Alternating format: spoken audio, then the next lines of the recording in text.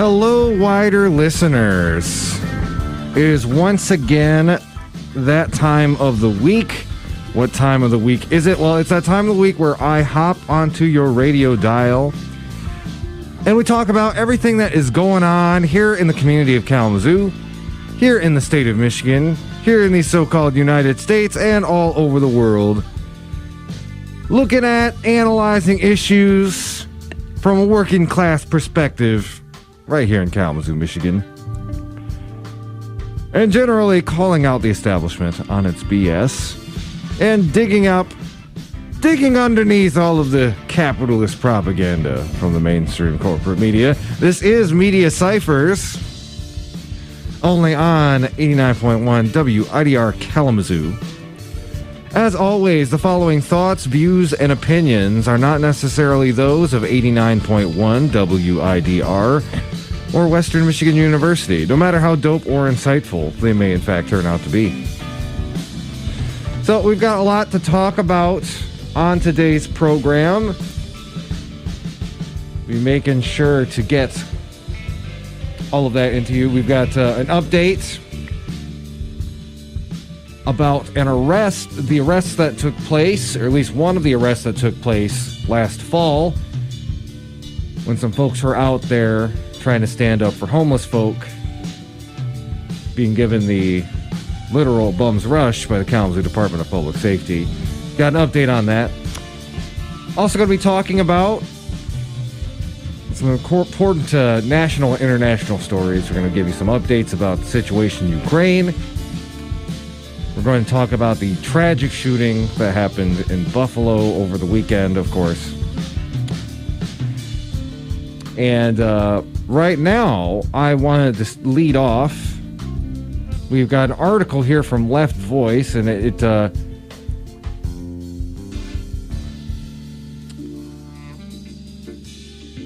on it, we're going to be talking about, so this article here talks about a little bit, some of the stuff that we have been discussing on our program before. But I really think it's very succinct and kind of talking about a lot of the nascent issues that are very local to right here in the state of Michigan when it comes to the overturning of Roe v. Wade. And I will be getting to that article in just a moment. Forgive me, I gotta run and grab something real quick. Please enjoy the sweet sounds of Quantum Fleek. So, as I was saying before I had to run that quick little errand there, ladies and gentlemen, we're going to be talking about, this is an article from Left Voice, which I think really sums up some of the unique issues and challenges we're going to be having to deal with here in the state of Michigan when it comes to the overturning of Roe versus Wade. It's kind of a good news, bad news situation, because well, bad news, we do have this very ancient, decrepit law on the books that is going to go into effect when Roe v. Wade is overturned. That will make it effectively illegal to have an abortion in the state of Michigan. But we've also got a lot of local prosecutors who are going to be vowing not to prosecute. Basically, any abortion clinic that has a Democratic Party prosecutor is going to be more or less safe. That includes right here in Kalamazoo. And we very well could have a measure on the ballot in November to at least codify abortion rights here in the state of Michigan. So, this article was co-written by Claire Bowman, Lisa Youngs, and Tristan Taylor.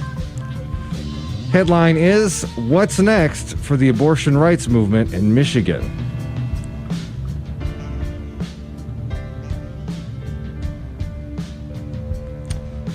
The stakes are high. If Roe v. Wade is struck down, a Michigan law from 1931 will immediately make it a felony to perform or receive an abortion, even in the case of rape or incest. As activists fighting this terrible outcome, we think it is crucial for the movement to discuss what political perspectives and strategies are needed to defend abortion rights.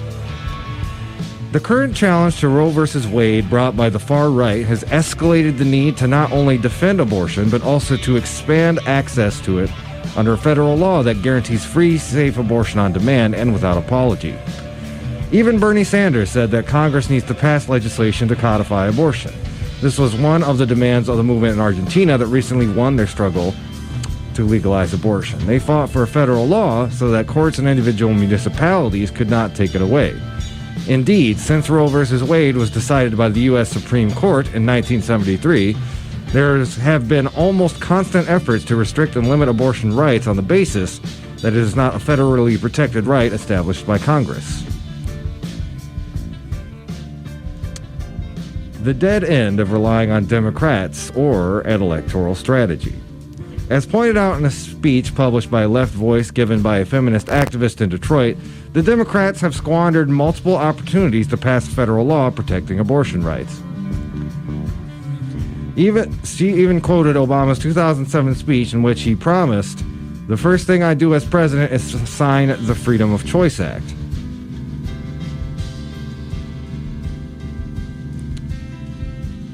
Excuse me. 2 years after he gave that speech, he said abortion wasn't his highest legislative priority. So it should be clear to everyone that contrary to what shoot him in the leg Joe Biden has said, electing more Democrats in the midterm elections will not guarantee abortion rights. In fact, Democratic Party leaders like Pelosi and Schumer are campaigning for Henry Cuellar, a Texas pro-life Democrat, instead of his pro-choice progressive opponent, Jessica Cisneros. The Democrats are a political party of capitalism, as Biden and Nancy Pelosi have both stated publicly. Thus, what the Democrats desire most is to stabilize the system. They don't seriously fight for many of the issues they say they support because doing so would create an avenue for the working class and oppressed to fight for our demands. This is why our liberation can never be achieved through the Democratic Party.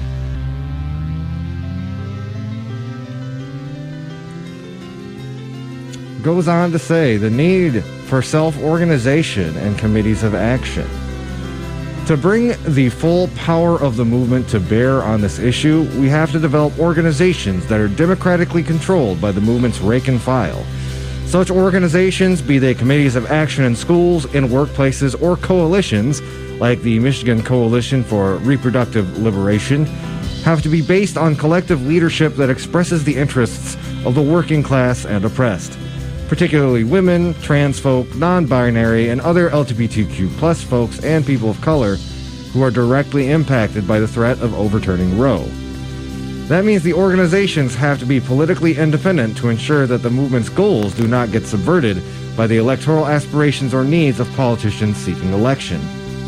These committees and coalitions must function on a democratic basis and create opportunities in which the movement as a whole can discuss, debate, and collectively decide which direction the movement is headed, what its demands are, and what strategies and tactics it will employ. And just a quick aside before we go into that, for those who didn't hear, the recent vote that they held on codifying federal abortion rights, which is kind of just a fig leaf because they're not willing to overturn the filibuster, but one Democrat voted against it. I bet you can guess which one. It was Nasty Joe Manchin.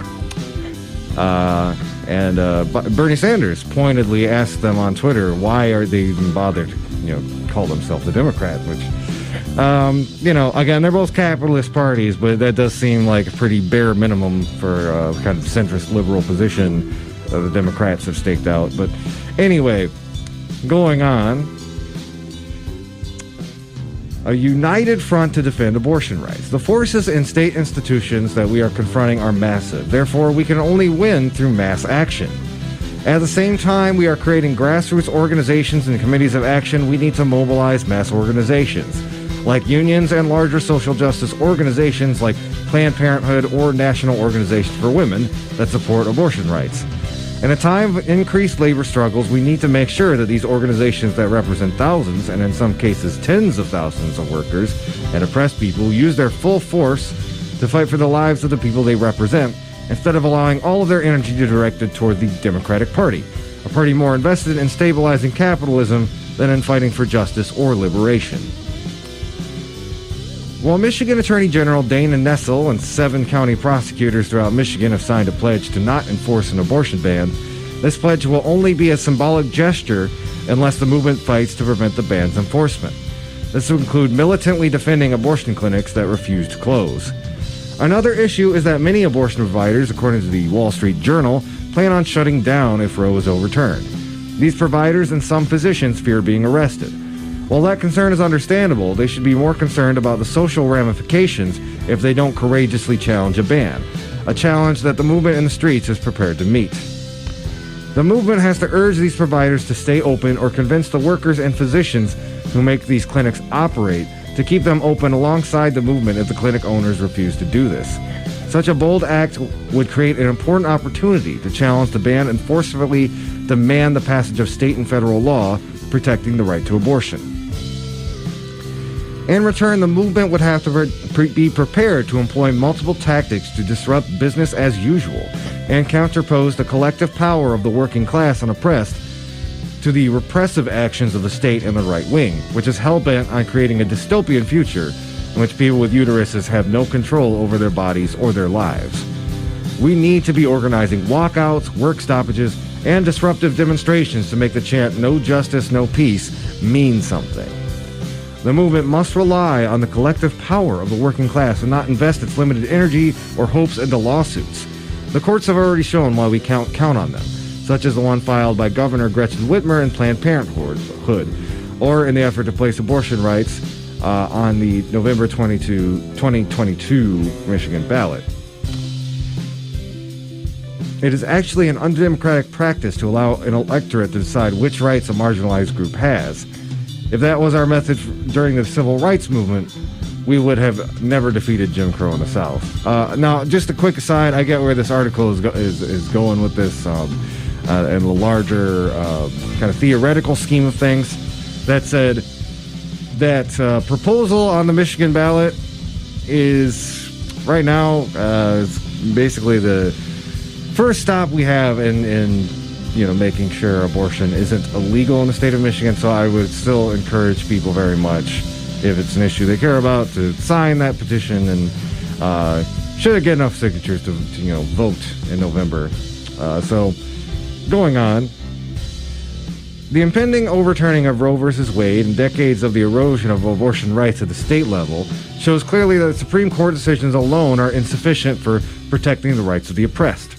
Our fight must be a national one, or else risk fracturing into state-level organizing that, at best, can be co-opted into electing politicians on unfulfilled promises of protecting abortion rights on the one hand, or directed towards organizing unsustainable and risky networks for underground abortions on the other. Worst of all, focusing only on local struggles leaves us isolated and disconnected from the rest of the movement, whose solidarity we will need, and to which we will have to show solidarity if we have any chance of defeating the right wing and other sectors of the state seeking to enforce the ban. The abortion rights movement nationally must be prepared to be mobile and to act boldly and unapologetically in defense of campaigns for abortion rights in states with the most oppressive anti-abortion laws, like the Freedom Riders who travel to Jim Crow South to support struggles against segregation. At the national level, we need to demand a federal law guaranteeing access to free, safe, and legal abortions, and that demand can only be won by a movement that combines its forces from local struggles into a national one. Only a nationally coordinated, politically independent movement, like that modeled in Argentina, can challenge the co-optation of politicians who have campaigned for the past 50 years on justified fears of the right-wing stripping of our rights while failing to take any action to protect them. Forms of politically independent organization at the national level will only become more important as the rights of other oppressed groups like trans youth, LGBTQ+ people, immigrants, and racial minorities continue to come under attack, and may be eroded in new ways opened up by the precedent insinuated by the leaked Roe v. Wade decision. Language in the leaked Supreme Court decision questioning privacy rights opens a path for new legal means by which the right wing can enforce capitalist, white, hetero-patriarchal hegemony.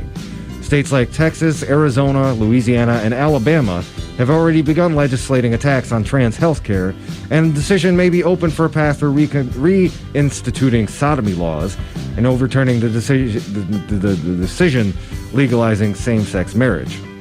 Access to birth control may also come under threat in some states. The decision may even have implications for government surveillance and data privacy. The abortion rights movement must recognize that these struggles are interconnected, and it must prepare itself to take action alongside other oppressed people to engage in shared struggle and to increase our collective power. And again, that piece was from Left Voice. It's written by Claire Bowman, Lisa Youngs, and Tristan Taylor. Headline was, "What's next for the abortion rights movement in Michigan?" All right, we're going to take a quick little break. We come back. We got lots more to talk about on the program. Y'all are listening to Media Cyphers only on 89.1 WIDR or online at widerfm.org, your only source for political revolution.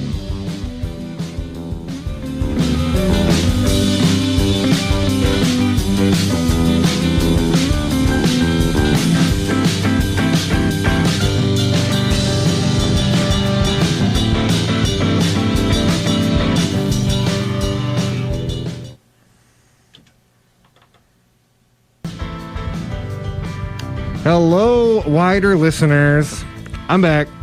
This is Media Cyphers only on 89.1 WIDR or online at widerfm.org. If you just joined us, we were just talking a little bit about abortion rights. Again, we'll link to that article in the show notes. But a very good summation of not only how we got here, but what we as organizers should be doing next to address this horrible march back towards the 19th century that we're currently on with the Supreme Court. Speaking of which, things are 19th century. Let's talk about 19th century medicine, or I should say, some people who would rather, put on some leeches and wear masks. But trying to tie this into COVID, and I'm doing a really bad job of it, but I'm going to do a story about COVID. This one is more of just a critical update, very important information for your everyday life. But currently, the CDC is suggesting masking in 16 Michigan counties, and as I repeat on the show, we suggest masking in all of them. But it's worth noting because as much as we've criticized the federal government for really just kind of giving up on COVID-19, that they are paying at least this much attention to it. Should mean for all the listeners out there that there's some serious levels going on right now, and hopefully we are not looking at a summer surge, but fingers crossed on that. So I'm just gonna read from the article real quick. It's written by Danielle Salisbury, and it was published on May 13th. This week, 16 Michigan counties are at what the U.S. Centers for Disease Control and Prevention consider high COVID-19 levels, meaning residents there should take precautions and wear masks while in public and indoors. Last week, only Grand Traverse County in northern Michigan was at such a level, which considers recent COVID hospitalizations and new cases by area. Now, those 15 counties are also on the list. Calhoun, Livingston, Washtenaw, Oakland, Wayne, Macomb, and St. Clair County in southern and southeast Michigan. Manistee, Benzie, Antrim, Kalkaska, Emmett, and Sheboygan in the northern lower peninsula, and Chippewa and Mackinac counties in the upper peninsula. So mostly towards the north and out east. However, 28 counties, up from 19 last week, are medium level yellow, and the remaining counties are green. By the way, Kalamazoo County is one of the yellow ones. And according to the CDC, it's only a high-level orange that masking is recommended. However, people with symptoms, a positive test, or exposure to someone with COVID-19 should wear a mask regardless of where they live, the CDC says. And people at high risk of severe illness might need to take additional precautions when in high COVID-19 communities. The northeastern part of the United States remains most affected by the recent surge in cases, but the impact is spreading west. Wisconsin and Minnesota also are spotted with orange and yellow. Michigan ranks 11th by new per capita cases in the last 7 days among U.S. states. Rhode Island and Massachusetts are number 1 and 2. As of May 6th, Michigan was ranked 14th. All but a handful of Michigan counties saw increases this week compared to last week. The state's 7-day average of new confirmed cases, 3,309, is the highest it has been since February. Cases dropped dramatically in March and early April. Per capita cases May 5th to Wednesday, May 11th, compared to the previous 7 days, were decreasing in Baraga County and Upper Peninsula, Montmorency, Alpena, Oscoda, Crawford, and Loudoun counties in northeastern Michigan, and Lake County in western Michigan, and Hillsdale County in southern Michigan. As has been the situation for weeks, the southeast part of the state and Michigan's population center looks the worst. For 2 consecutive weeks, Washtenaw County has had the most cases per day, with 100,000 people in the last 7 days. In February, as the Omicron wave that sent case numbers skyrocketing subsided, the CDC relaxed its mask guidance, shifting from only looking at cases and positive tests to looking at cases and hospitalizations. The idea is to prevent severe disease and limit strain on hospitals. A county is at a high level when they are at more than 200 new cases per 100,000 people in the last 7 days, and 10 or more new COVID-19 admissions per 100,000 people in the last week.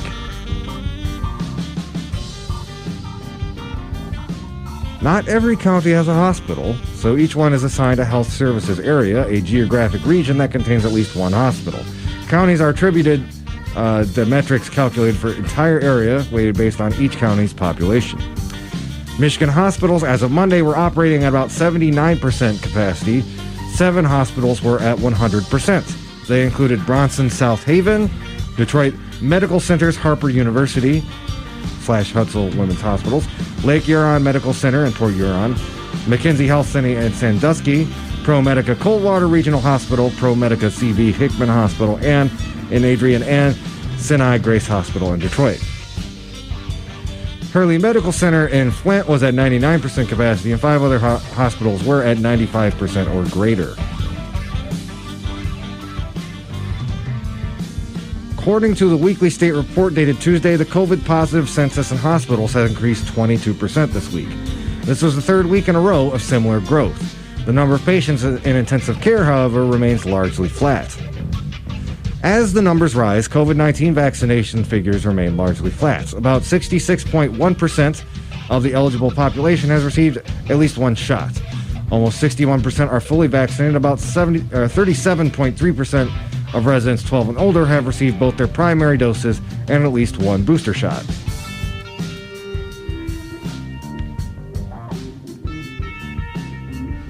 By age, about 60% of people 75 and older and about 64% of people 65 to 74 are fully vaccinated and boosted.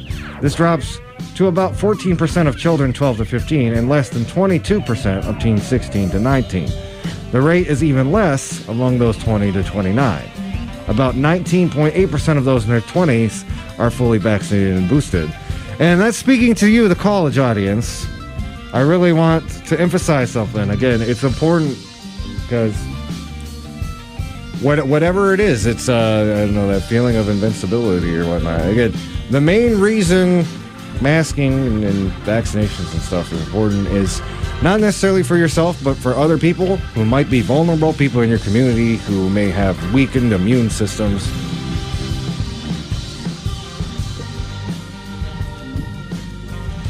That is why this stuff is important.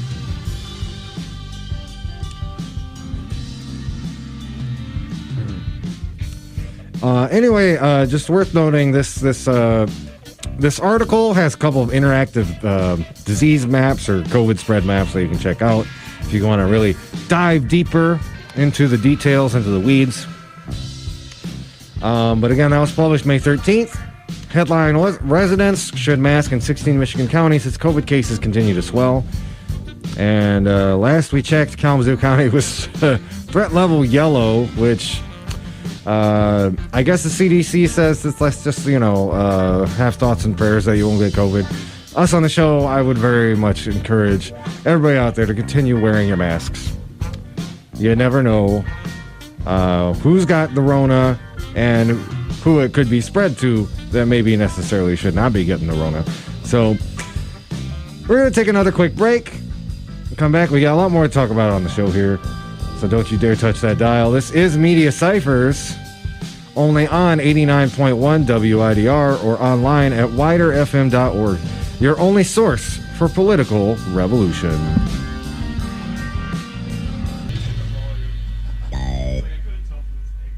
Yes. Thank you very much. Hello, everybody out there in Radio Land. This is Media Cyphers, only on 89.1 WIDR or online at widerfm.org.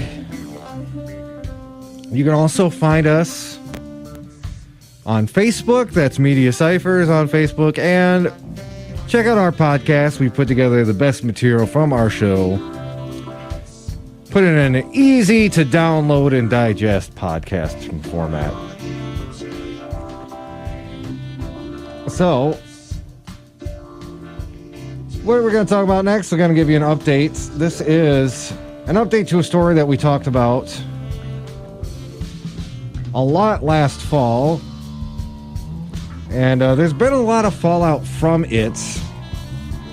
And I'm going to talk a little bit about some of the ins and outs and some of my own kind of media analysis about this issue. But this is an update for MLive, the /Kalamazoo Gazette, was written by Brad Devereaux. Headline as Police Board finds officers mishandled woman's arrest, but city manager disagrees. Our citizen police board and the city manager are at odds over a complaint alleging inaction by Kalamazoo Department of Public Safety officers during a sweep of a homeless encampment. The Kalamazoo City Manager's office, which has the final decision in the matter, ruled last week that the woman was offered reasonable medical treatment by police on October 8th. MLive Kalamazoo Gazette obtained a copy of the city manager's decision.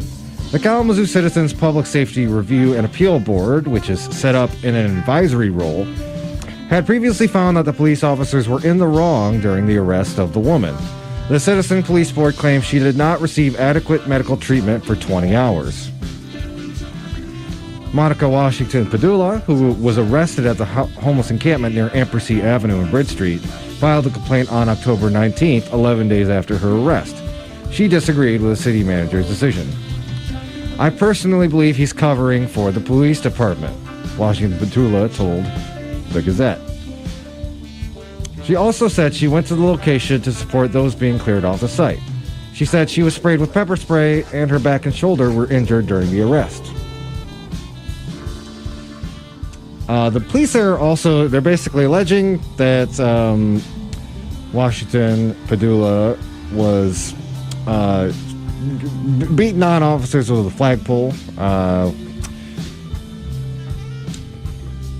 And they are still facing charges from that allegation.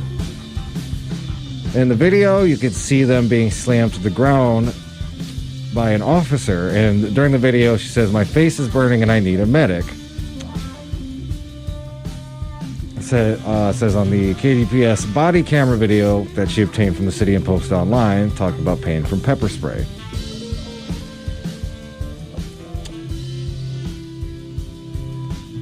So going down, so the Kalamazoo Department of Public Safety's Office of Professional Standards investigated the incident, and Chief Vernon Coakley Jr. issued a disposition of exonerated, clearing officers of any wrongdoing. Washington Padula filed an appeal with the city manager's office on March 10th, and the Citizen Police Board conducted a hearing on April 12th. After hearing from both parties, the Citizen Review Board recommended that the city manager's office reverse the chief's finding of exonerated to sustain for the refusal of medical treatment allegation. Although medical treatment was offered initially by KDPS/EMS, it appears to be insufficient, lacking in documentation, and leaving Miss Monica Washington Padula without adequate medical attention until 20 hours after her arrest. A clear communication of chain of custody information would provide a better understanding of the medical treatment process and the citizens' rights for medical treatment, the board's finding states. City Manager Jim Ritsema issued his own opinion dated May 4th. After careful review of the board's recommendation, Ritsema said he could not support the Citizen Board's finding on the allegation of refusal of medical treatment. They go on to say, reasonable medical treatment was offered on site by Life EMS, the letter states. The consecutive medical treatment assessment and care was provided by the Kalamazoo County team, and I cannot speak to the latter care as it falls out of my jurisdiction. Ritsema's letter says he accepted 2 other findings from the Citizens Review Board from the arrest. The city manager and the review board agreed with the police chief's findings of exonerated on Washington Padulla's allegation of excessive use of force and damage to personal property. No policy violation occurred during your interaction, Ritsema said in the letter. However, I am very mindful that officer discretion often plays an important role in interactions with the community. We strive to make every interaction with community members as positive as possible. So, again, not to... So here's a couple things. Life EMS is there to, deal with on-site injuries, but it can't deal with necessarily long-term injuries that may be caused by accident. And just from what I have gleaned from the case, this is somebody who was basically locked up in the pokey without being able to seek further medical treatment. You had very aggressive policing that day on the ground. If you watch the videos, in particular, you can see an unusual level of, direct physical interaction from officers. Because, the Kalamazoo Department of Public Safety, for all we do criticize, they've typically been a little bit more hands-off. But people on the ground noted a distinct bit, enhanced aggressiveness, that would be the term. So, something that I come back to, and I'm trying to get Moni on, see if they're available to interview, but regardless, something that I've seen time and time again with this particular story, and it also kind of ties into the last few stories we've talked about, News Channel 3, providing this sort of slanted anti-homelessness bias in their coverage, wittingly or unwittingly. But you very much saw the opportunity here for a very particular narrative to be pushed, particularly the officers acting as they're somehow aggrieved or attacked by some sort of radical, violent protesters, which, again, video's up, judge for yourself. I do not think that was the case. But in any case, the media has really highlighted not only Moni, but several other people who were arrested. And the attention was kind of spotlighted, and the coverage was done in such a way as to really paint this this very this sinister, somewhat sinister group of agitators who are not necessarily part of the homeless population. It's doing X, Y, or Z. And you notice the way that, again, it pulls the coverage away from the critical part of the issue, which is, again, rampant houselessness in the community.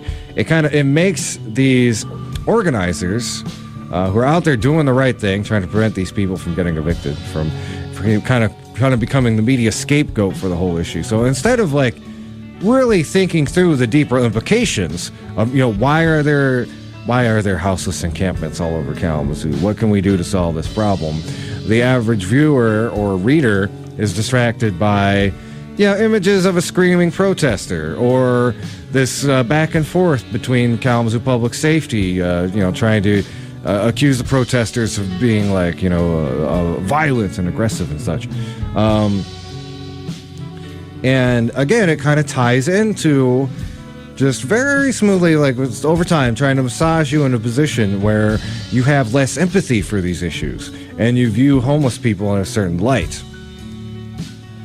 And again, that's very dangerous and it's very unfortunate, but it's also this is part and parcel of the media playbook, and sometimes we see it play out on a local level like we are seeing right here. You have to prevent any sort of drastic action from the people to improve their lives, so you solicit reaction by either drumming up controversies, highlighting the parts of the story that are, I guess, like the juiciest, and distracting people from the core pieces of the issue. And for Moni's part, I do know they are still, if you want to do something to help out, I believe they are still doing a little bit of fundraising for their legal defense. And if not, just, if you're having conversations about these kind of issues, especially if you grew up here in Kalamazoo, if your family starts talking about this issue, try to point out some really important things about, how the media is spinning this, rather than, I'm sure your conservative aunt or uncle's like, oh, a bunch of radical hoodlums, Antifa, trying to fought the cops over homeless people. It's like, that's one, not necessarily what happened, and two, again, that's not the core part of the issue. The core part of the issue is, why do these people have to go live in an encampment in the first place? All right. We're going to go ahead and take a quick break. Y'all are listening to Media Cyphers only on 89.1 WIDR, online at widerfm.org, your only source for political revolution. I'm all right, man. Today's been kind of a long day. They've been up doing a lot of running around. Other than that, yeah, there's a lot of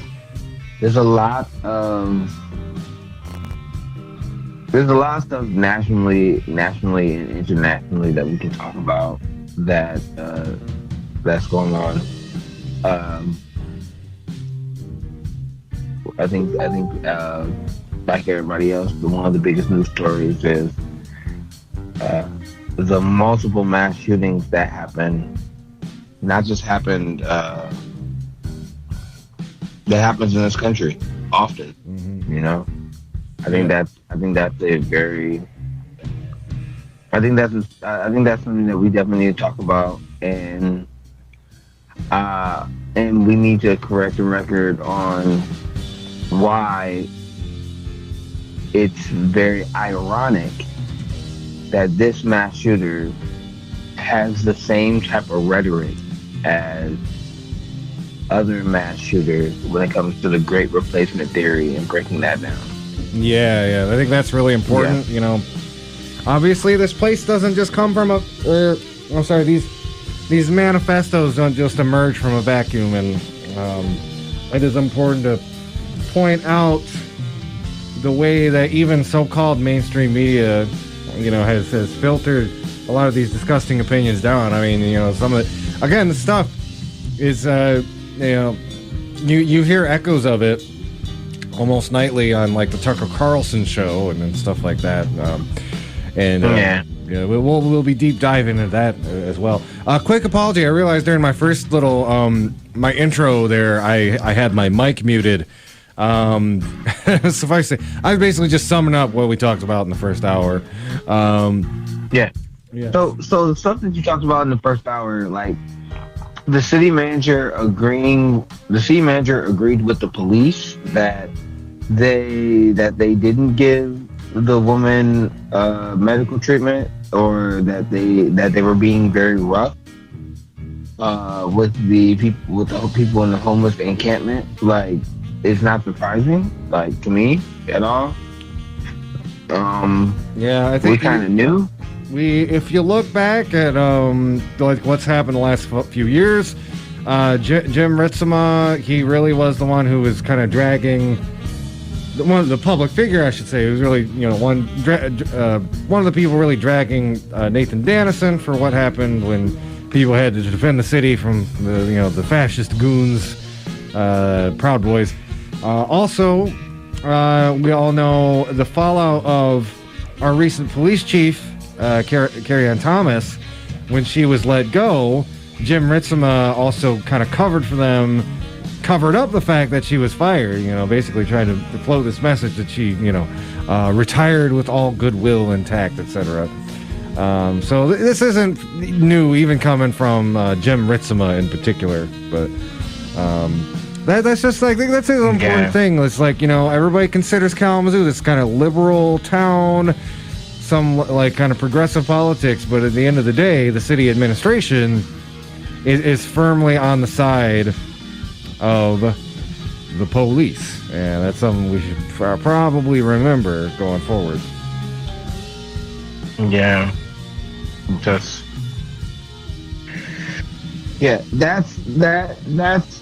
not surprising. I was at the city. I find that not surprising. Holding the police accountable for abusive behavior is something that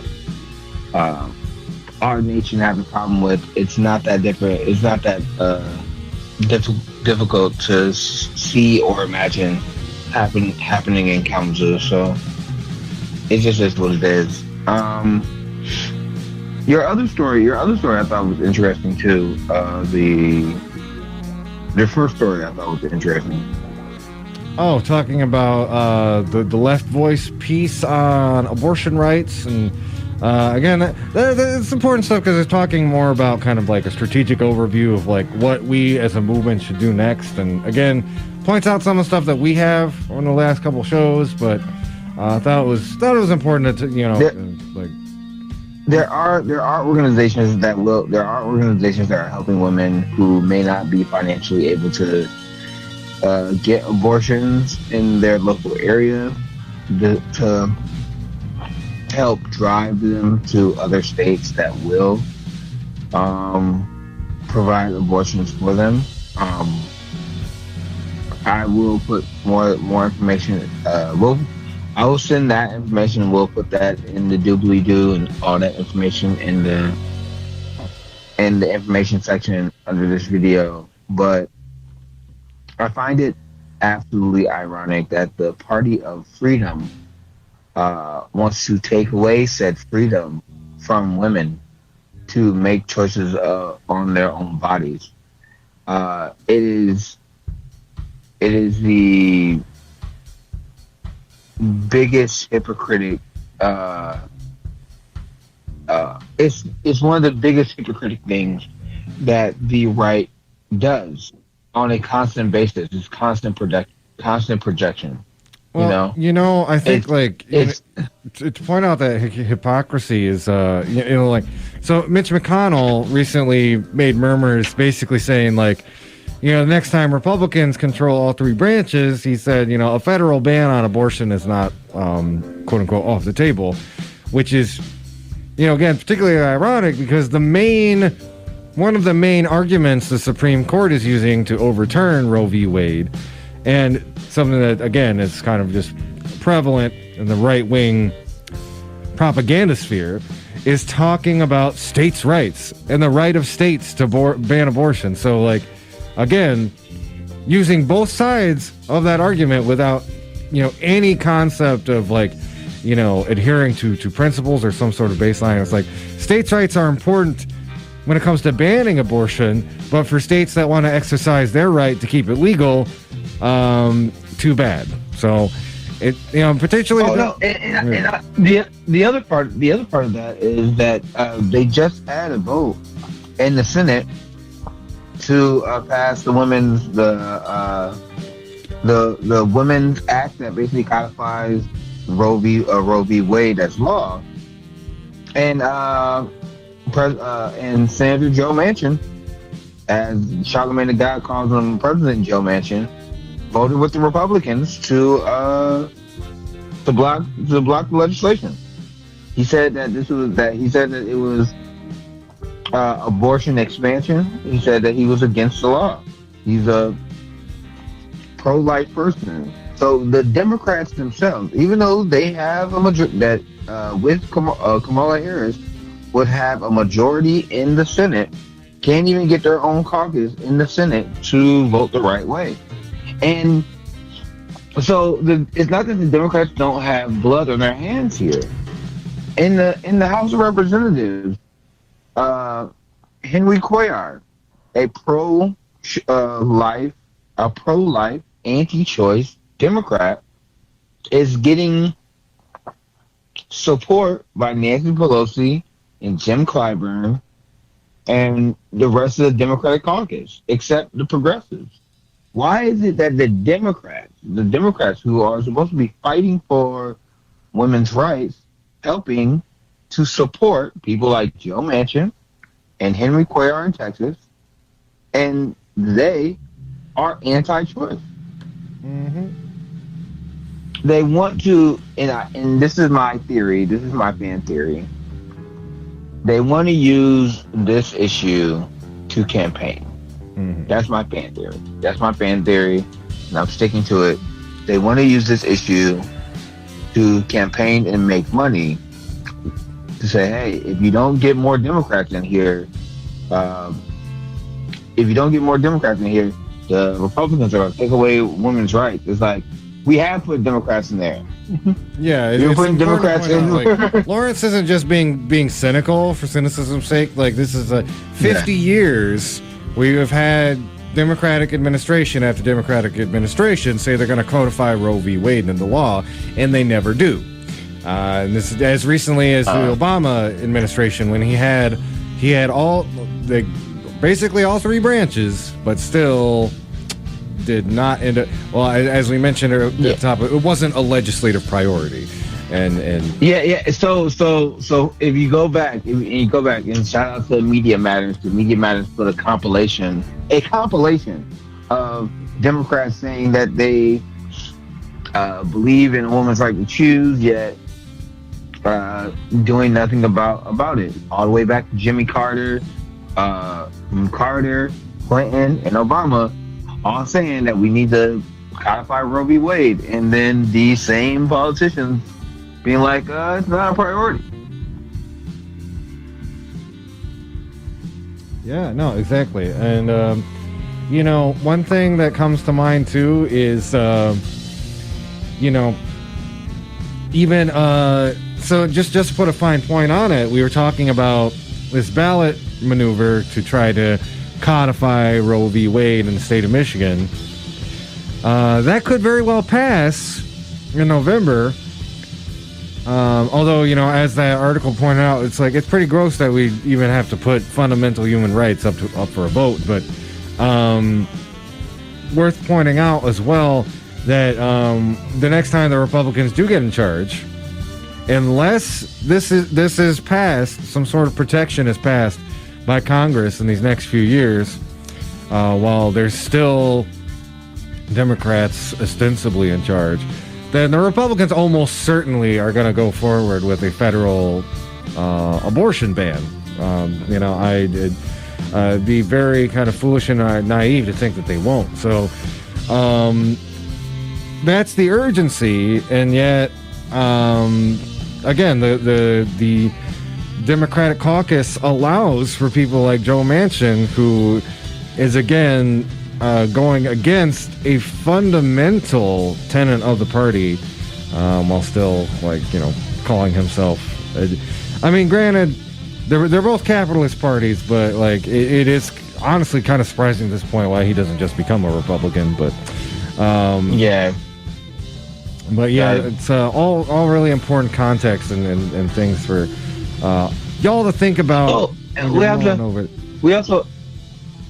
We also have to mention that today is primary day in Pennsylvania and in the Carolinas and Pennsylvania and a couple other places, and there's a lot of progressives that are on the ballot that I hope win today.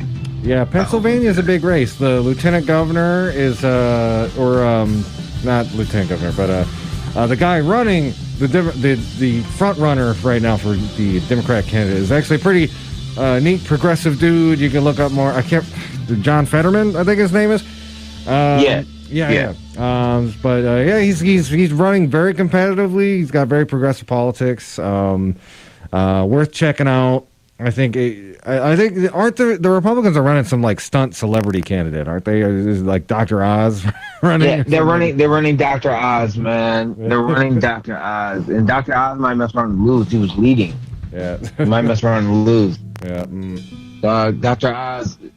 I knew Dr. Oz was crazy, but I didn't realize how crazy. I'm like, you're already rich. Why are you doing this?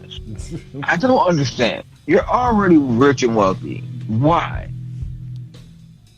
Like, that's a whole nother conversation. Yeah. Yep. Oh, so yeah, that's going on. I was gonna say. So before we get into the other crazy discussion, something as someone who's an avid gamer, I'm an avid gamer. I saw something that I sent this story into our group chat, mostly because I was absolutely disgusted, and I thought that we need to at least bring it up and talk about it for a quick second. This also, I think, this segues well into some of the other stuff we're about to talk about too, because I know what you're about to bring up. Go ahead. Yeah. So the Daily Dot has an article. We'll put the link to the article in the video description in our YouTube channel and on our Facebook. In the doobly-doo. When I say the doobly-doo, that's all that stuff. So, Nordic Empire Games /Stream is a production company ran by one person who's creating a video game, and the video game is a Kyle Rittenhouse inspired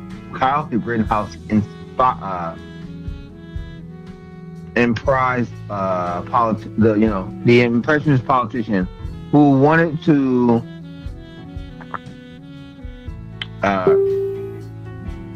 he wants to fight back against immigrants. He wants to protect property, right? And he went to, for those who don't know about Kyle Rittenhouse, just give you a quick recap. Sorry. I'd be kind of surprised if just to give you didn't know about it, but just go ahead. Yeah, for those who don't remember the Kyle Rittenhouse story. Kyle Rittenhouse was a 17-year-old kid, a 17-year-old who chose to have his parents take him to a protest in Wisconsin, even though he lived in Chicago. Take a loaded firearm with him to Chicago to protect property that was not his, with a gun that he should not have had, and he shot Kenosha, 3 people. But yeah, he shot 3 people. He killed 2, and now he got acquitted. The judge basically was on his side. He got acquitted. The judge believed that people throwing empty plastic bags and plastic water bottles was enough justification for him to murder them. That's the story, right? Nordic Empire Game has decided to make a video game based off of Kyle Rittenhouse, where he is fighting zombie protesters. I am not making this up. It is this is not a joke. This is not a punchline. This is real fact.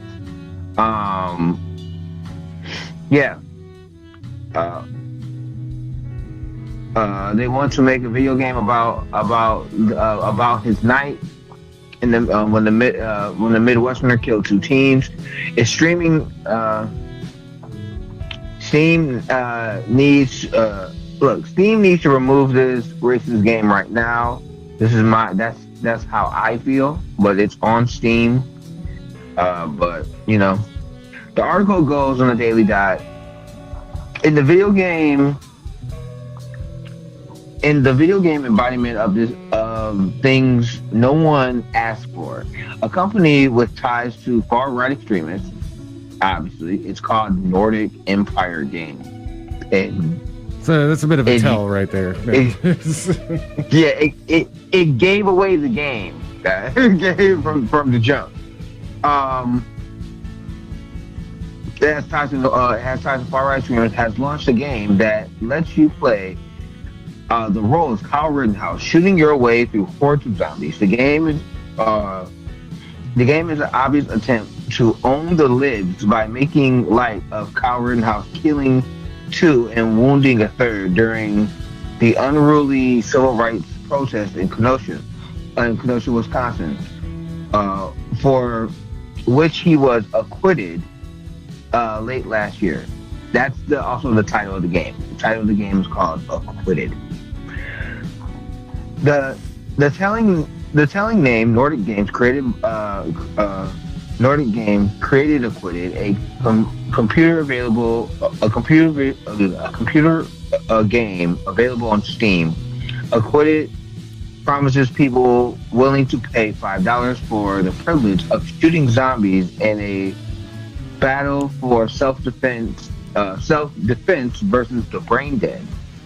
I think the other thing that I've seen multiple reviews because I was curious just to see how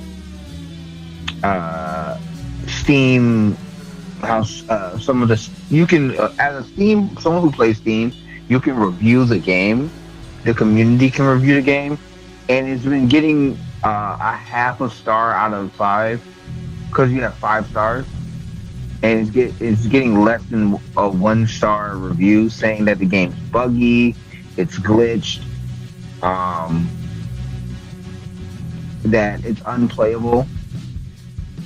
So I'm like, not only are you making a video game about making light of the fact that this child went to a anti-Black Lives Matter protest and shot 3 people.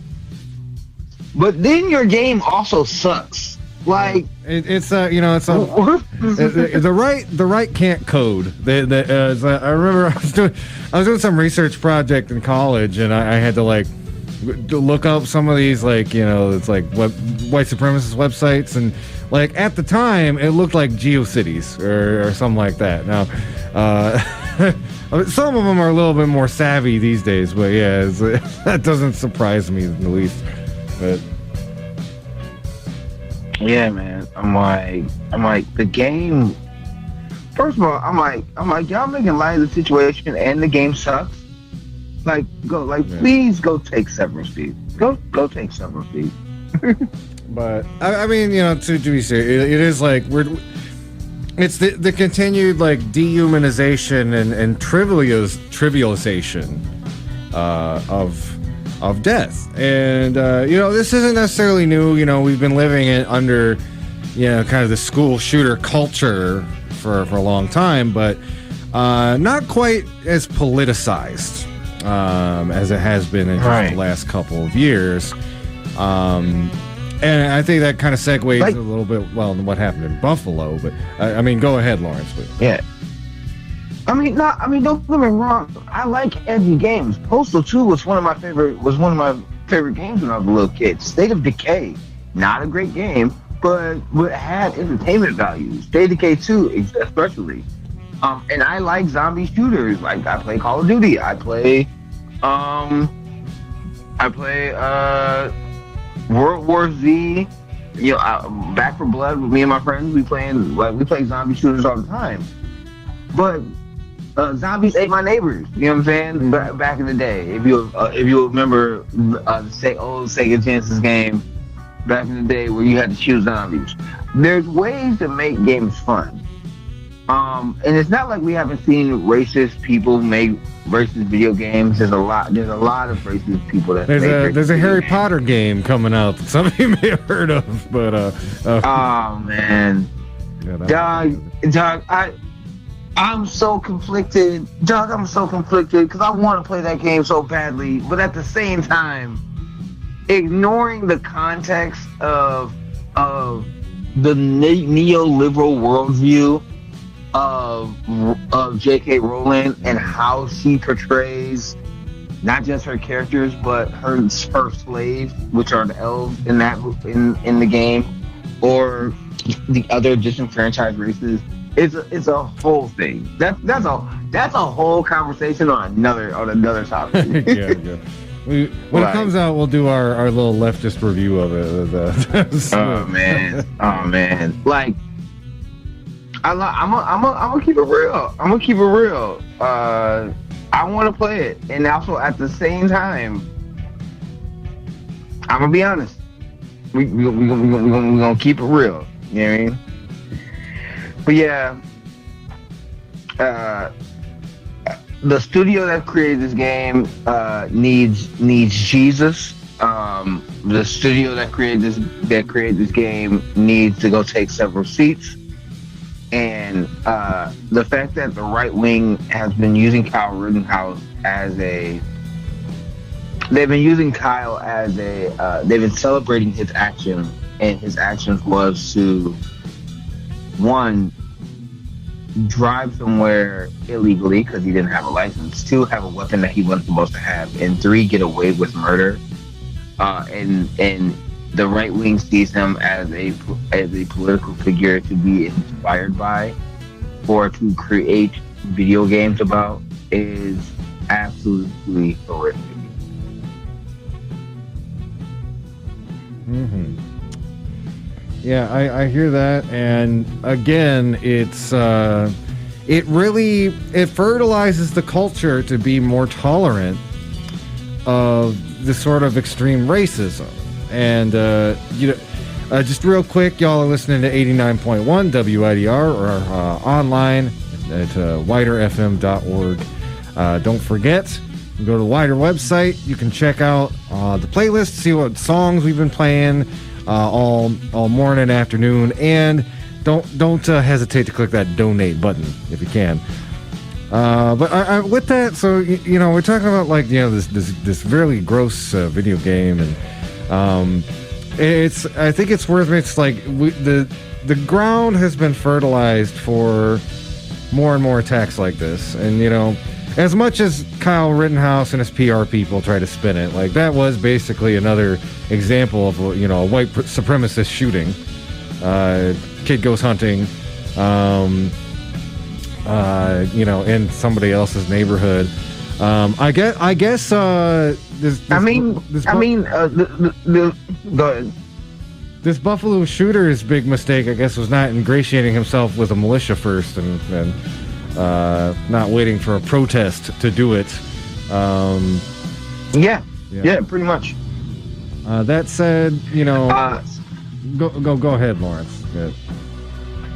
I mean, I was gonna say the shooter that the shooting that took place in Buffalo.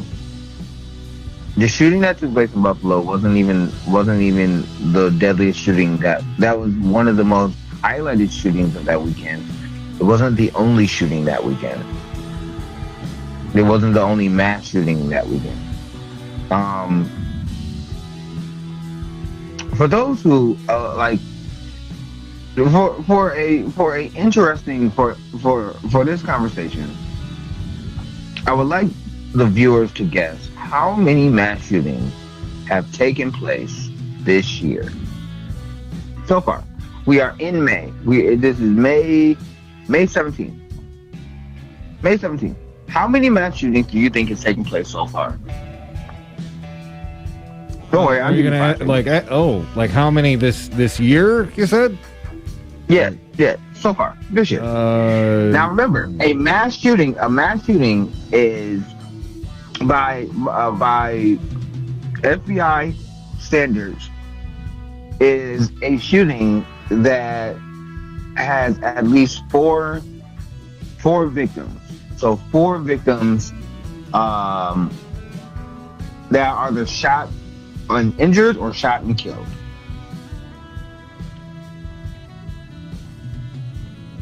I will say 60. That is halfway through the year. I'm pulling that entirely out of my butt, but you are. It is Price is Right numbers. Most people will probably say, probably you said 60. I thought maybe 100. We both would have been wrong. Oh yeah. So according to the mass shooting, according to the mass shooting archive, the number of mass shootings that have taken place this year is 203. 203. 203 mass shootings. Yeah. The total number of gun deaths. The total number of gun deaths. That means homicides, murders, unintentional accidents, and suicides. Is 16,213. That's this year. So this Buffalo shooter was inspired by the New Zealand shooter. He was inspired by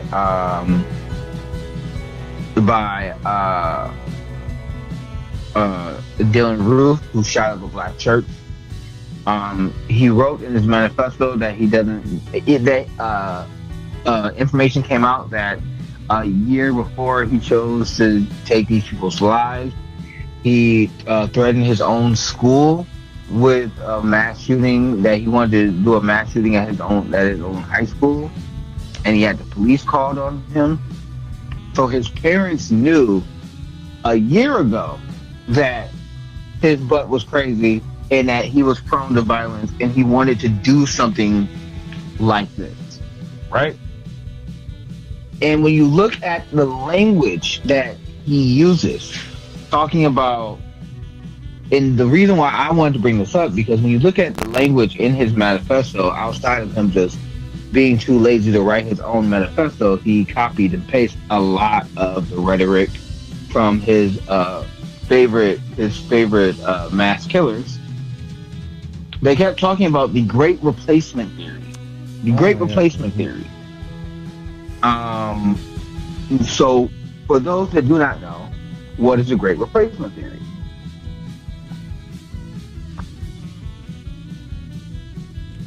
For those who don't know, the Great Replacement Theory is a neo-Nazi is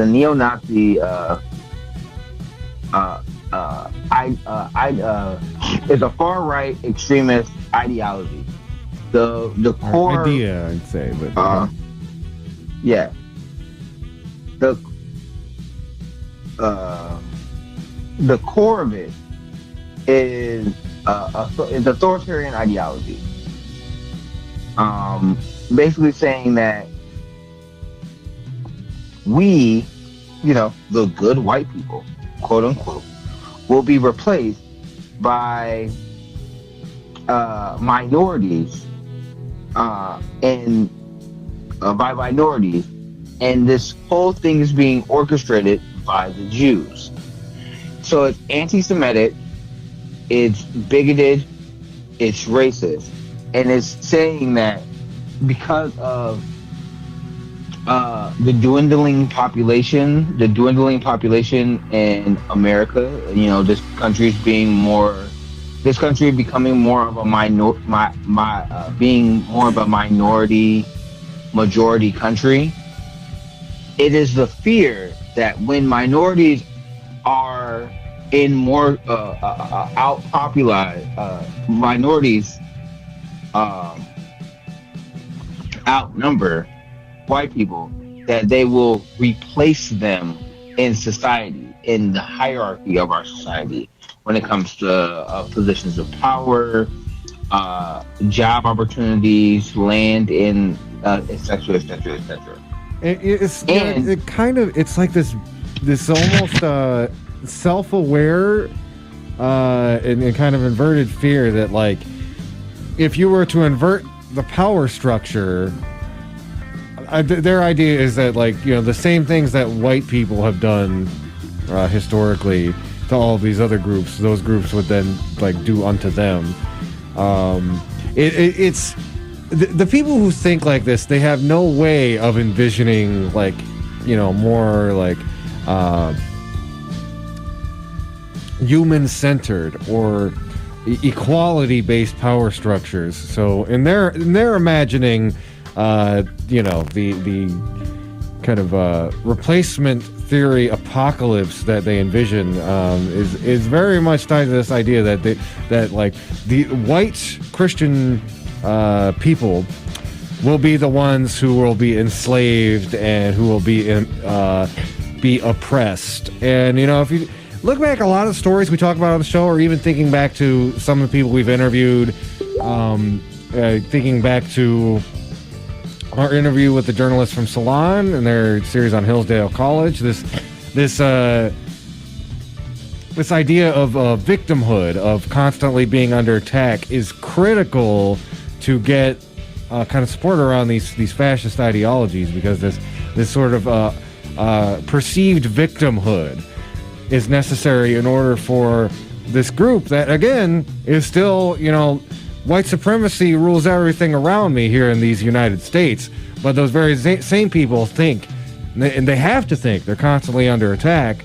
Otherwise, they are not going to be able to engender the kind of support that they need. You know, again, if you're not necessarily worried about what demographic ends up, you know, most like, you know, having stronger numbers, you're not going to fall into all of this race baiting and panic when it comes to things like, you know, the replacement theory, which we see more mainstream versions of on outlets like Fox News, when you have Tucker Carlson on night after night talking about the increasing number of immigrants and what's that's going to do to the demographics of the country. It's kind of like a gateway drug into this explicitly fascist ideology that concerns itself with how many white people there will be in 20, 30, 40 years. Yeah, Tucker Carlson, Laura Ingraham, they're not the only ones. Candace Owens and others have stoked this fear of replacement, of the great replacement theory. Again, a theory that was firmly on 4chan and far right pages that you know, that has now been more streamed. Speaking from the Wrap did an article about this. They were quoting, the New York Times has found, this is coming from the article in the Wrap, talking about Tucker Carlson faces backlash over replacement theory rhetoric after the Buffalo shooting. So, guess how many times? Not just Tucker.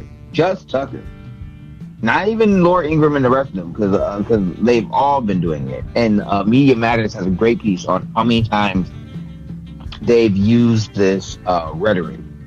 But guess how many times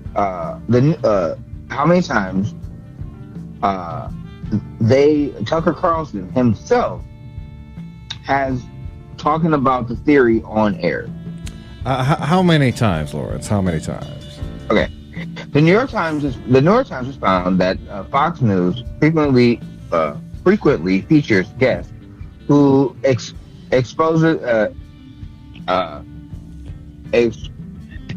this ideology, and specifically that Tucker Carlson has devoted at least 400, yes, that's 400 episodes on his Fox show alone to the topic.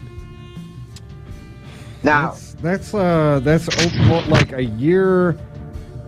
That's like a year and a quarter worth of episodes. It's like he would have to be talking about it almost every single day for those numbers to add up, because it's a 5-day-a-week show. That's right. Yeah. So there's 365 days in a year. He doesn't do shows on the weekends. So for over 2 years now, at the very least, going to the second year, he's constantly brought up not just him, but Fox News as a network, and also OAN and Newsmax and other right wing spaces have pushed this ideology. And again, think about the crux of the ideology. Political power is going to be taken away from the right wing in this country, because the Democrats are trying to bring in new demographics of people to replace the right-wing Republicans that were going to vote Republican in the first place. That's not how democracy works. That's not even how our elections work. And also think about the assumption that's baked into the theory. That means your ideas, the right-wing ideas, are so bad. They are so conscious of the fact that their ideas are so bad that they cannot convince those new people who are coming into the country. So they're afraid that the people who are coming into the country will not find any solidarity with their ideology, so they're afraid that they're going to be replaced.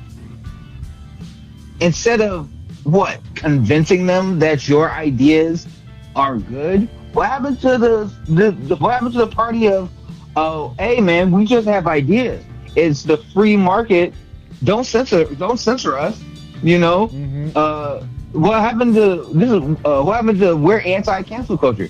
We should be able to spread our ideology and our ideas in the free marketplace of ideas, right? Mm-hmm. Well, explain that to the people who's coming in, who you think are replacing your voters.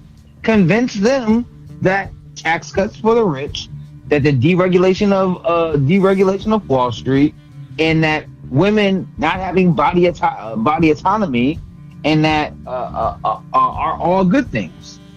But they don't want to do that.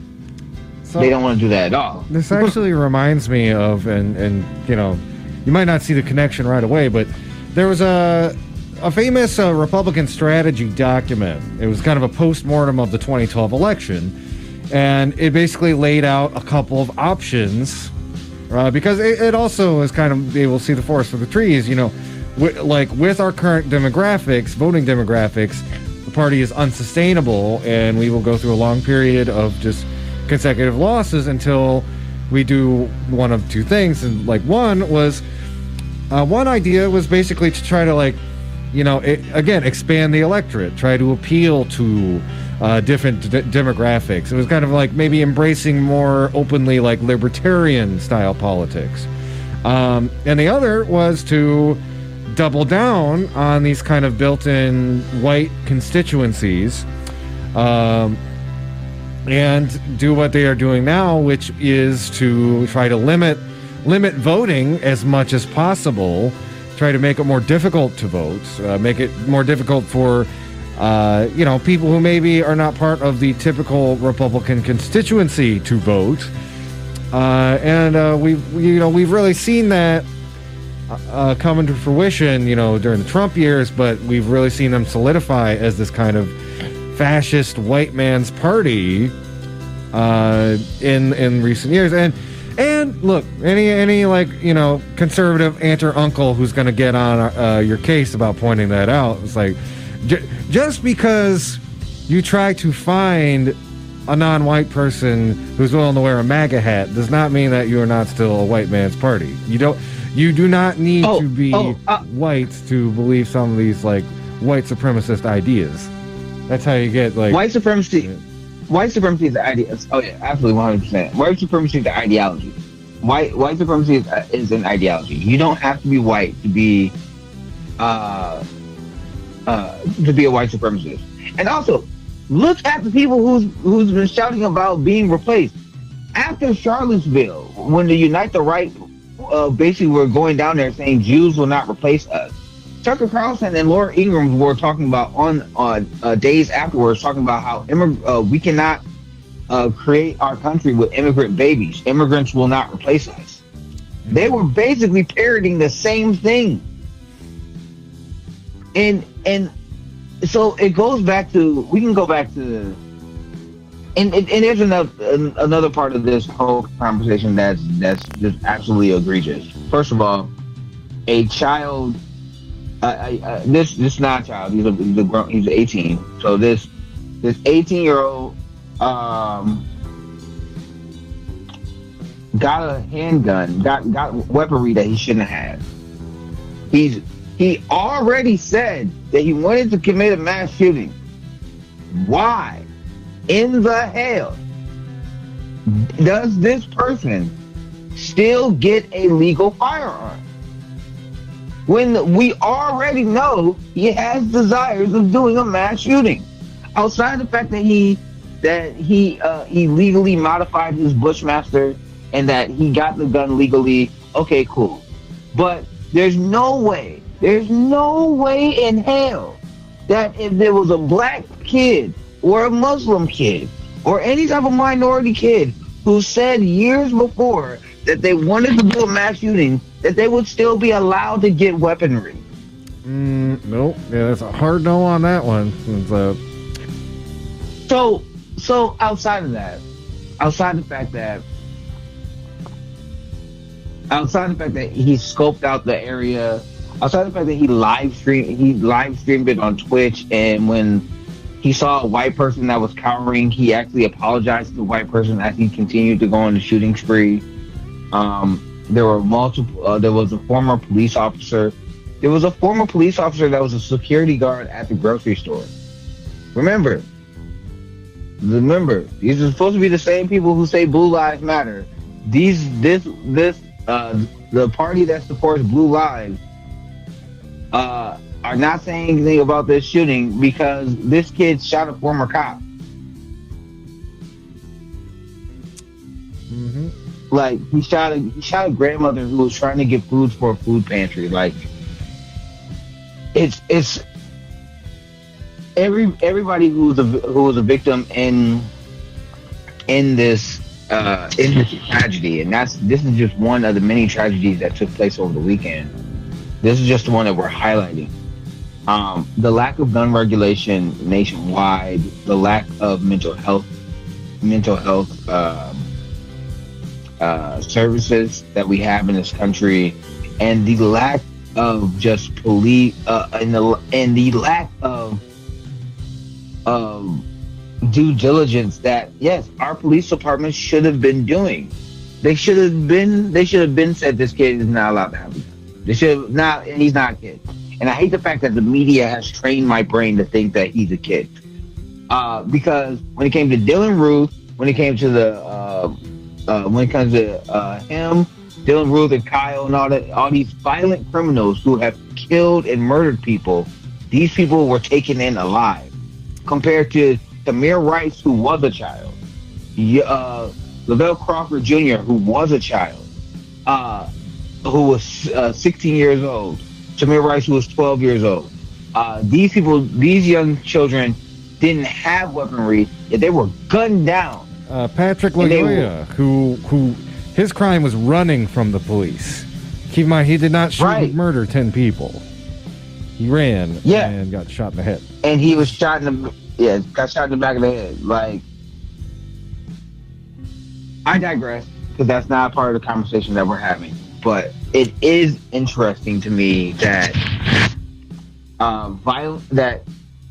violent right-wing terrorists, and that's what these are. That this is white supremacy terrorism, because that's what it is.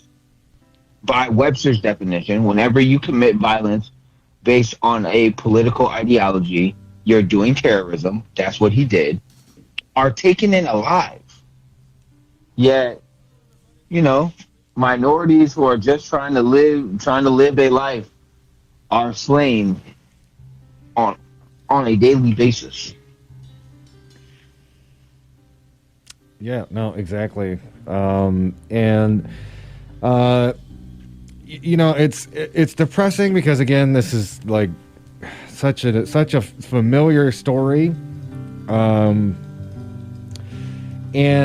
I think like the biggest takeaway I want to give is like, you know, these ideas do not just live in the heads of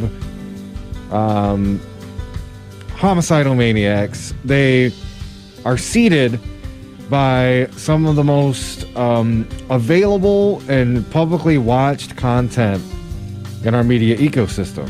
Talking about Fox News, talking about OAN, talking about even just, you know, center-right journalism that focuses so much on the declining quote-unquote conservative population.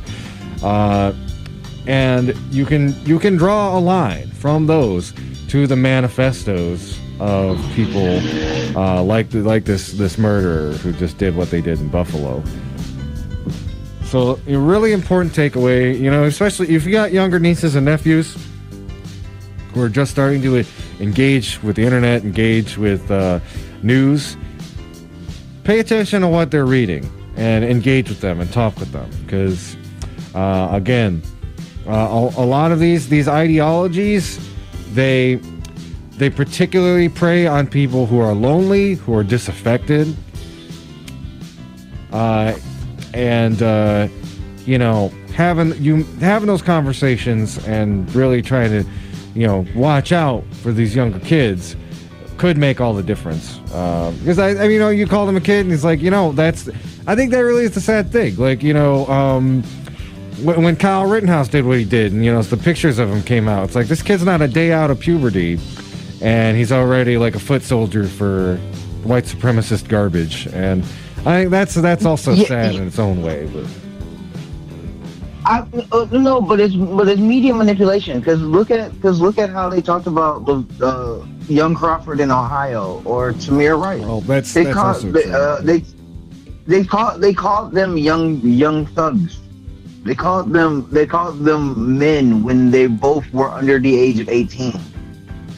They called them young men when they were both under the age of 18. They did not call them children. They did not call them teenagers.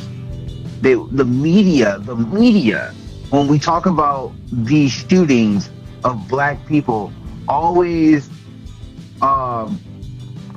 demonize the unarmed black individual or the unarmed minority in ways to make you feel like they had it coming. It was their fault in the language that we use to describe them. But when it comes to Rittenhouse, when it comes to Dylan Roof, when it came to this shooter, I've seen articles constantly calling these people kids. No, they're over the age of 18. They're adults. They are adults. They can vote. They are adults who are choosing to be monsters. Yet we try to humanize them.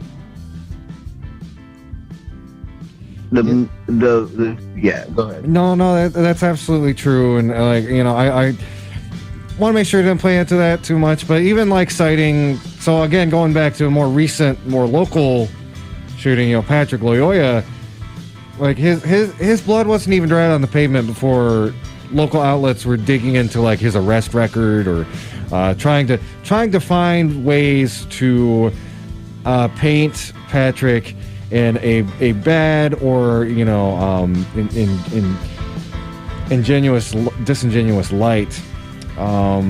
Whereas, yeah, you're right. You know, so many times when these white shooters do what they do, there's always these pieces like, oh, he was so normal, or like, I can't believe it, or like talking about like, so, you know, the work they did in the community, that kind of stuff. So like you're absolutely right. You know, a black person gets murdered by the police, and most like journalists will snoop for like every bad thing they ever did. Whereas like, you know, a white person will kill and murder 10 people in cold blood, after writing a racist manifesto, and you'll get coverage that tries to find either like, you know, dig into the complexity of this person's mental health or try to figure out like what went wrong, et cetera, et cetera. So, you know, you're absolutely right. There is that really important kind of racist double standard when we look at how the media talks about, you know, these people, depending on, you know, the skin color and the circumstances around what they did or what happened to them, I should say. Yeah. There's a few other stories that I wanted to talk about. I don't know if you hit. So I think we said pretty much everything that we could say on that story. I personally wanted to talk about since we talk about international stuff normally towards the end because that's how we like depending on the story. This story in particular, coming out of Palestine, really just hit me. It hit different, and I wanted to spend some time on it. As you may or may not have heard, multiple journalists were shot by Israeli forces. Multiple journalists from Al Jazeera, on a outlet that we have here in America, but they're funded by Qatar. Al Jazeera America, not Al Jazeera America. There were some Al Jazeera reporters that were covering the Palestinian conflict. They one in particular was shot and killed by an Israeli sniper. The Israeli sniper shot multiple journalists, but one in particular died. And pointedly, she was an American citizen. Yeah, it's important for the context of the story. But. Yeah, she was an American citizen. The other journalist that spoke to the press afterwards said that they had press on their shirt and press on their helmets, so it was clear and visible that they were not protesters, that they were just doing their job. And the Israeli forces still shot them like they were enemy combatants. So either the Israeli forces are being brutal and cruelty is the point, that hey, it doesn't matter, this person is 2 to 3 shades darker than me, so I don't care. Or the Israeli forces are so inept and incompetent that they shoot anything that's moving. I think, I mean, even that's ridiculous. Like, to really bring it down, like the medical examiner, I believe, mentioned like this was likely somebody who was a very experienced shot, and it was very likely that they, you know, did it on purpose. And you know, this isn't the first time we've seen Israeli security forces have a long and sordid history of targeting Palestinian medics, Palestinian journalists, etc., at these demonstrations. And it, you know, I mean, go ahead. Well, one other thing I think is important to point out is look at the way the press is covering this. So you look at an outlet like Al Jazeera, which is the one that this journalist is working for. Their headline reads, Israeli security forces kill journalist in your recent protest. New York Times, their article's headline, journalist dies covering, you know, Israeli-Palestine conflict. It's something analogous to that. Or, you know, such and such number of Palestinians dead after protests. And they don't point out that, like, the big difference there is, you know, okay, they died. Well, how did they die? Did she get hit by a bus? Was it like an anvil fall on her head? It's like, no. She was killed by Israeli security forces. It was divine intervention. Yeah, exactly. So like the outlets that are aligned with like Western interests and who are sympathetic towards Israel will always kind of dance around the fact that it is the Israeli security forces who are killing these people. Again, it's almost ridiculous to the extent you see like Western media kind of painted as, like you said, like a natural disaster or divine intervention. It's like, oh, they ended up getting killed, they're dead. Who knows why? It's like it was a bullet from an Israeli sniper. That is what happened. That is not a natural disaster. It's like, it was a targeted attack. It's like it's amazing to me the cognitive dissonance. And again, I think the only reason, in my opinion, the only reason why it was getting any type of coverage is because we saw the New York Times and other places get called out for their coverage when it came to Ukraine and how they humanized Ukraine. When Russia attacked a sovereign nation in a country, when they invaded another country, and journalists was attacked then. But when you saw the Israel-Palestine conflict, when it was brown and black people being attacked by a United States ally, mum's the word. We don't really talk about that. That's just is what it is. The reason why I wanted to bring it up, and the main reason why I wanted to bring it up, because it was a development that happened at the young woman's homegoing service, her funeral. The Israeli forces attacked the funeral goers, and they attacked the people who were carrying her casket. Like, think of how mental that is, of how crazy that is. It's bad enough that you shot this journalist. It's bad enough you shot a woman that was doing her job. We were recently cracking jokes about how Chris Rock got slapped at the Oscars, right? A comedian was doing their job and they got attacked, right? And we were cracking jokes about it. It's messed up. It's messed up that it happened.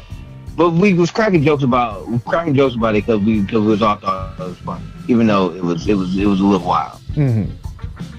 A person gets killed doing their job, and then you double back and you attack the people who went to her funeral. Mm-hmm. You attack the people who are carrying her casket. If you are still defending the Israeli state as it is right now, the right-wing authoritarian state as it is right now, you are part of the problem. Now, does that mean that the Palestinians haven't fought back or hasn't committed terrorist acts? I'm not excusing the acts that they have done. But what terrorist acts did the journalist do when she was shot and killed by the Israeli sniper? Nothing. She was doing her job. And for the fact that the IDF to come back and basically double tap at the funeral, shows that they are not the good guys in this situation.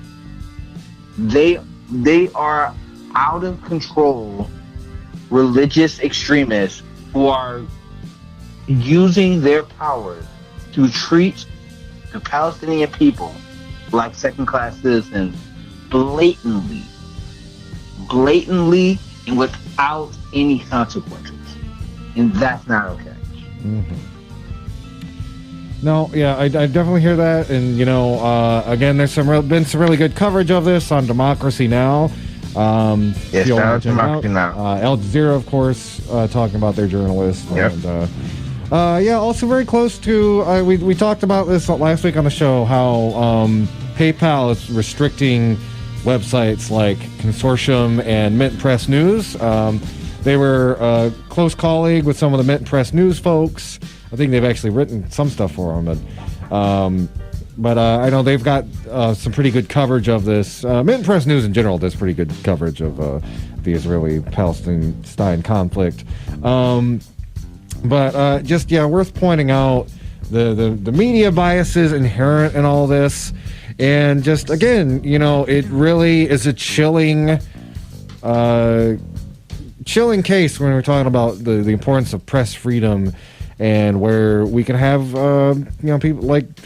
countries like Israel that are in fact just like targeting these journalists and very much like getting away with it still. So we're at I like the question that I wanted to ask is what's the difference between Russia attacking journalists in Ukraine and Israel attacking journalists in Palestine? Nothing. Well, absolutely nothing. There is one key difference. The price is white. Oh wow! But yeah, I mean, hey, that's unfortunately a big part of it. We talked about that on the show too. Kind of, why Ukrainian refugees are portrayed in a different way than say refugees from Palestine, from Syria, et cetera, et cetera. But yeah, it's there is like that dynamic where, there's all of the, pointing out the war, the war crimes that have happened, that have been caused by Russia in Ukraine, while simultaneously these war crimes are being carried out by one of, America's top allies, and press, in the case of, groups like the New York Times, is leaving out really important context of how these journalists were killed, or just not taking any sort of accountability for it. And when the mainstream media does address it, they leave out the important context of how these journalists were killed, or at least try to dance around it best that they can. Oh man, absolutely. All right, Lawrence. Well, we're at about 2:00. Was there anything else you wanted to touch on before we wrap things up? There's a couple different stories, man. There's a couple different stories. We can save those. Excuse me. We can save those stories for. We can save those stories for another time. All right. Well, I think, there's a few other things we were going to touch on. I'm not sure when we will, but some important updates about Ukraine and so on and so forth. But I just want to let everybody know, again, you can find us online. We've got a Facebook page, Media Cyphers. Check out our podcast. We put together the best material from our radio show, an easy to find, easy to download podcast. You can find on most podcasting apps. That's Media Cyphers Kalamazoo. And check out our YouTube page where we upload all of our full radio episodes after the fact. Again, I want to thank all y'all for tuning in.